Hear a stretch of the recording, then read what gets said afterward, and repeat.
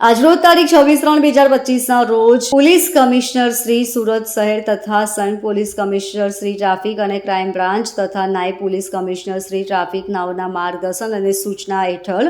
Hazira ONGC highway number 53 ખાતે આવેલ service road પર ભારે વાહનોને ગેરકાયદેસર પાર્કિંગ અનુસંધાને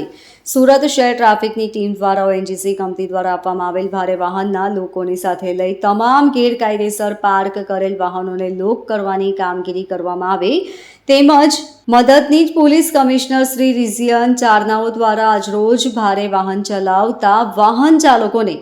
લેફ્ટ લેનમાં વાહન ચલાવવા તેમજ સર્વિસ રોડમાં પાર્કિંગ ન કરવા માટે સમજ આપવામાં આવેલ। સુરત શહેરમાંથી પસાર થનાર Bhatia Hazira national highway number 53 ઉપર હેવી વ્હીકલો દ્વારા નો પાર્કિંગ ઝોનમાં વાહન પાર્ક કરવાની જે સમસ્યા છે તેનો નિકાલ કરવા માટે આજે સુરત શહેર ટ્રાફિક પોલીસ દ્વારા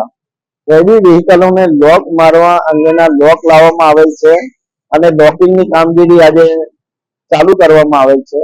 ખૂબ ટૂંક સમયમાં નો પાર્કિંગ ઝોનમાં પાર્ક થતા વાહનોની સમસ્યાનો કાયમી ઉકેલ લાવવામાં આવશે તેમજ આજે હેવી વ્હીકલના જેટલા પણ ડ્રાઈવરો છે એને મોટી સંખ્યામાં એકત્ર કરવામાં આવેલ છે અને તેમની સાથે નો પાર્કિંગ ઝોનમાં પોતાના વાહનો પાર્ક નહીં કરવા અને જો પાર્ક કરવામાં આવશે તો સમાધાન શુલ્ક વસૂલ કરવામાં આવશે એ અંગેની વિસ્તૃત જાણકારી આપવામાં આવી છે। Bureau report LK star news Surat.